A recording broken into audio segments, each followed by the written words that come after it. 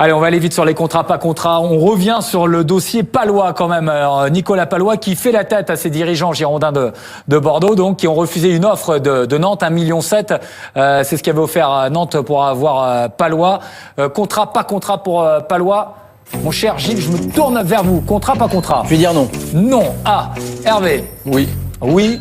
Plutôt oui, ouais. Plutôt oui. Alors justement, Gilles, pourquoi non? Parce que je pense que la piste 1,7 million pour quelqu'un à qui il reste un an de contrat commence à être un peu élevée pour ce style de joueur. Je pense qu'à Nantes, il faut un petit peu s'agacer, ou peut-être aller sur d'autres pistes. D'accord. Et vous donnez raison ou pas aux joueurs d'être au bras de fer avec les Girondins de Bordeaux là? Le joueur, il fait ce qu'il veut. Hein. Le joueur, il fait ce qu'il veut. Il est libre de faire ce qu'il veut. Hein. D'accord. Mais si jamais il doit rester à Bordeaux, ça risque de... Vous voulez que je vous raconte une anecdote? Allez-y. Quand je travaillais pour le FC Nantes, il jouait à Quevilly, pas loin. Ouais. Il y avait des gens à la cellule de recrutement du FC Nantes, ils l'ont recalé. Je voulais le prendre en Ligue 2, ils l'ont recalé à l'époque. Pour ça me fait sourire. Très bien. Oui, Palois, 1,7 million. Ah oui, non, mais si je me mets du côté nantais, bah, c'est intéressant, parce que c'est quand même un joueur qui connaît bien la Ligue 1. C'est un joueur qui a eu des difficultés pour arriver au très haut niveau et qui maintenant a prouvé qu'il avait... Tout à fait, il a progressé. Il a beaucoup progressé. Physiquement, on sait ce qu'il est. Et je trouve que c'est un joueur qui pourrait pas mal s'identifier à cette équipe de Nantes, nouvelle version. Bon, alors attention, tiens Pierre, ça va être pour vous. Luis Fernandez de retour au Paris Saint-Germain. Vous l'avez peut-être lu dans l'équipe, selon nos informations. Luis Fernandez pourrait prendre des responsabilités au niveau du centre de formation. Lui qui a été joueur, puis 2 fois entraîneur de l'équipe. Il devra entourer les familles, les jeunes pour éviter l'exil des jeunes du PSG. Contrat, pas contrat? Fernandez au PSG? J'ai envie de dire pas contrat. Pas contrat pour Pierre, pour Hervé. Ah ouais, pas contrat. Pas contrat. Gilles? Contrat. Contrat. Allez-y, Gilles. C'est important d'avoir un ancien de la maison? Moi, je le vois pas comme ça. Il travaille chez Bein, il connaît bien les dirigeants, c'est son club. Louis, il est comme il est. Il faut le prendre comme il est. C'est son club, c'est sa famille, c'est son univers. Il a envie de s'investir un petit peu, si je comprends entre les lignes, c'est juste pour encadrer les jeunes, pour encadrer les familles, pour un peu qu'ils prennent conscience que c'est qu'un club de football professionnel et pour leur donner du temps au temps. Pourquoi pas? Ouais, éviter l'exil, c'est ce qu'on nous dit, éviter les jeunes qui partent. Non, mais moi, c'est l'histoire, c'est les attributions, là, expliquer qui s'occupera des parents. Non, Luis Fernandez, il a quand même, oui, non, mais enfin, il a quand même beaucoup plus à faire et mieux à faire que ça, à mon avis. Luis Fernandez, effectivement, c'est vraiment une image du Paris Saint-Germain, l'une des grandes images du Paris Saint-Germain, mais je pense qu'il peut être utile à beaucoup plus que ça. D'accord, mais Pierre, c'est une bonne idée quand même de faire retourner un ancien, non? Ouais, mais peut-être pas à n'importe quel poste non plus. Là, je vois pas. Après, je me mets aussi peut-être. C'est un peu dur ce que je vais dire, mais c'est un peu pour un jeune joueur aujourd'hui de 16 ans. Luis Fernandez, malheureusement, il ne connaît pas quoi. Non, c'est les parents. C'est les parents qui connaissent. C'est comme pour Neymar. C'est les parents. C'est toujours le papa. Qui connaissent. On y va avec Feghouli. Feghouli vers Rennes. Allez, contrat, pas contrat. Faut-il acheter Feghouli vers Rennes? On rappelle que West Ham ne veut entendre parler que d'un transfert. Galatasaray est également sur les rangs pour s'offrir l'ancien Grenoblois. Feghouli vers Rennes. Vous y allez. Contrat, pas contrat. Gilles? Pas contrat. Pas contrat.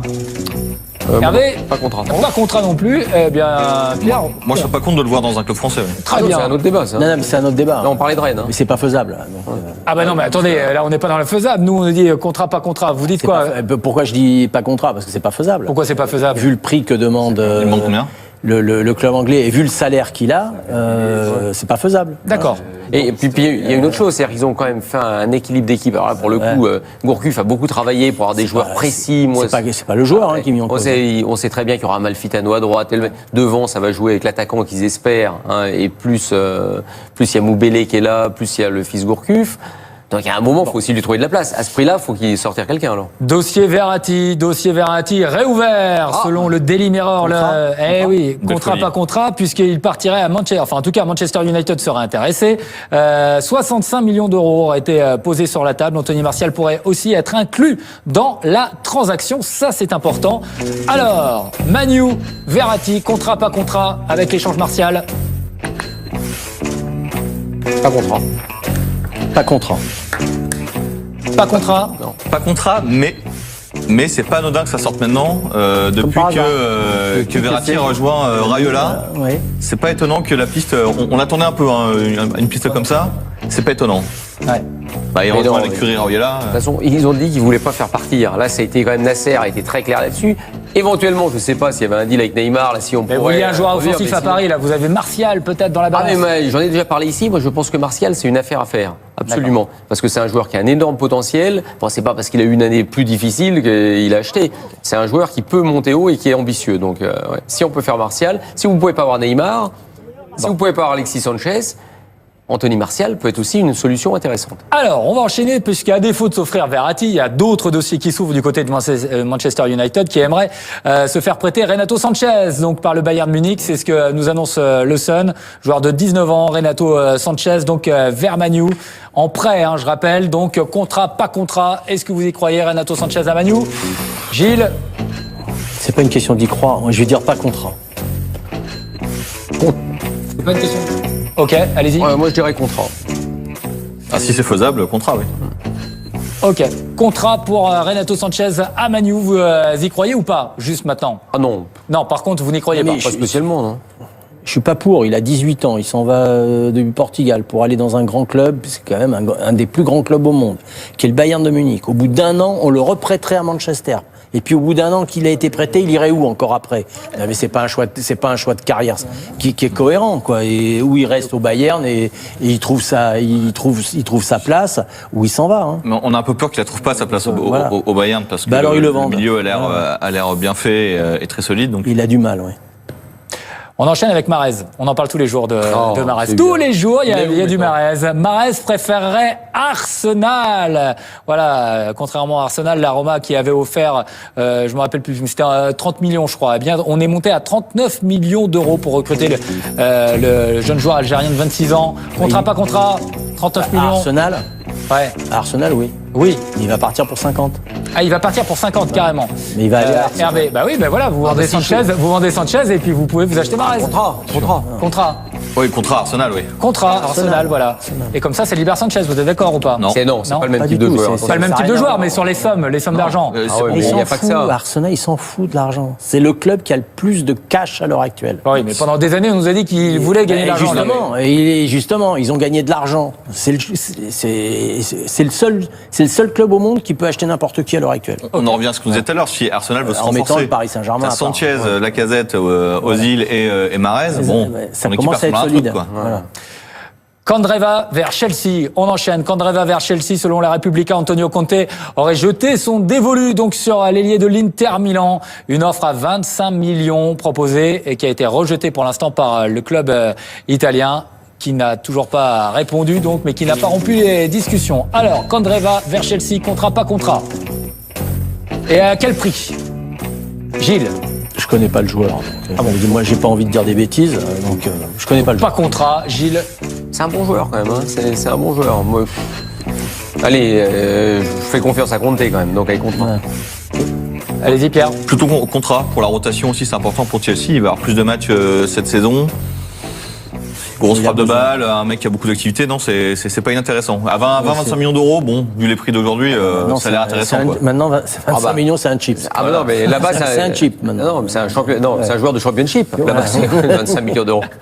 Donc allez, on enchaîne avec le Tour de France. Le Tour de France, on va immédiatement vous montrer les images de l'arrivée sur les Champs-Élysées. Clément Chantôme à Lens, c'est signé ou presque signé. Maintenant, c'est sous réserve de la visite médicale, mais normalement, il va du côté de Lens. Clément Chantôme, bonne affaire pour les Lensois de récupérer Chantôme, qui était, on rappelle, libéré par Rennes. J'ai pas d'avis. Pas d'avis, c'est pas bon ça.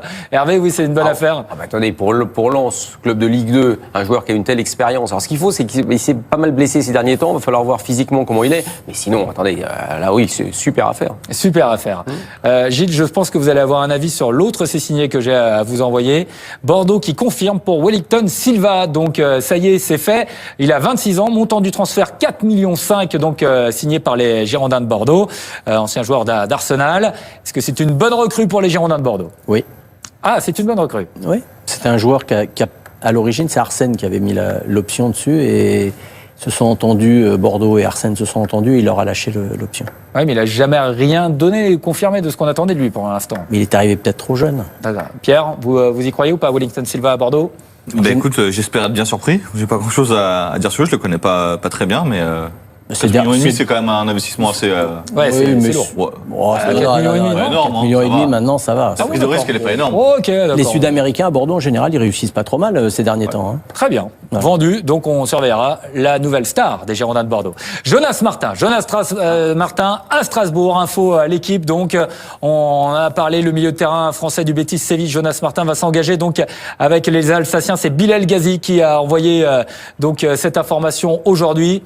Vous voyez, l'indemnité entre 1,5 et 2 millions d'euros pour un contrat de 3 ans. Voilà l'information de Bilal Ghazi. Hervé, vous confirmez l'information, évidemment. Bilal, si elle est bonne, c'est sûr et certain. Non, mais c'est un bon joueur. Super joueur. Super joueur. Pour Strasbourg, une petite dédicace à quelqu'un qui nous envoie des tweets souvent, à Roy Bean, qui est un Montpellierin qui avait annoncé il y a une 8aine de jours qu'il irait signer à Strasbourg. Ah, bien joué. Voilà. Bon, bonne recrue aussi pour vous, Pierre. Oui, bonne recrue, mais on peut s'interroger aussi un peu du parcours de Jonas Martin, qui est quand même un bon joueur. Il faut qu'il se relance. Il a besoin de se relancer. Je comprends pas parce que l'année dernière, il avait bien débuté. Il avait joué les 25 premiers matchs. Il s'est blessé et qu'il le lâche tout de suite, c'est un peu étonnant.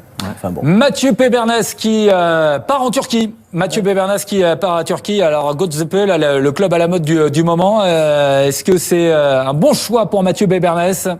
La Turquie, en ce moment, c'est la destination phare. Non, c'est un bon choix pour lui de trouver un club.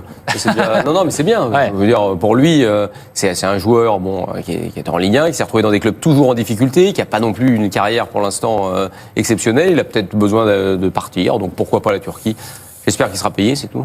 Ah, vous avez encore cette inquiétude Ça dépend des clubs. Non, attendez, ça dépend des clubs. Beaucoup. Ça dépend des clubs. Le club en question a recruté Gouffran, Nabil Guias, Axel Ngando également. Enfin, ils sont en train de monter une grosse écurie. Là, j'étais en train de regarder. C'est-à-dire une grosse écurie. C'est-à-dire, oui, une grosse écurie. Pour la Turquie, c'est pas mal, non ? Ce sont des recrues. Attendez, les clubs turcs, vous avez vu, on avait Fenerbahçe, Galatasaray, ok, d'accord. C'est autre chose, etc. Alors, Danilo. Allez, alors là, on rentre dans les gros chiffres. Danilo. Est-ce que c'est une bonne affaire à City, Manchester City, montant de l'opération 30 millions d'euros plus 5 euros de bonus avec les 5 euros 5 millions d'euros, pardon. 5 millions. 5 euros. Moi, je veux bien payer le bonus. C'est 5 euros sur toutes les minutes qu'il joue. Ouais, c'est ça, c'est à peu près ça. J'ai envie de dire non. On va pas dire un. Moi, j'ai envie de dire non. C'est pas une bonne affaire pour vous. Je comprends pas l'intérêt du recrutement de Danilo à ce prix-là pour City, qui a pris Walker, qui va prendre Mendy, et je sais pas, il va jouer avec 11 latéraux. Je vois pas le projet, en fait. Ouais, surtout Danilo n'a pas vraiment confirmé au Real. Non, mais Danilo, comme remplaçant. Parce que c'est l'idée, elle est là. Ça, c'est maintenant, on en est à des remplaçants à 30 millions.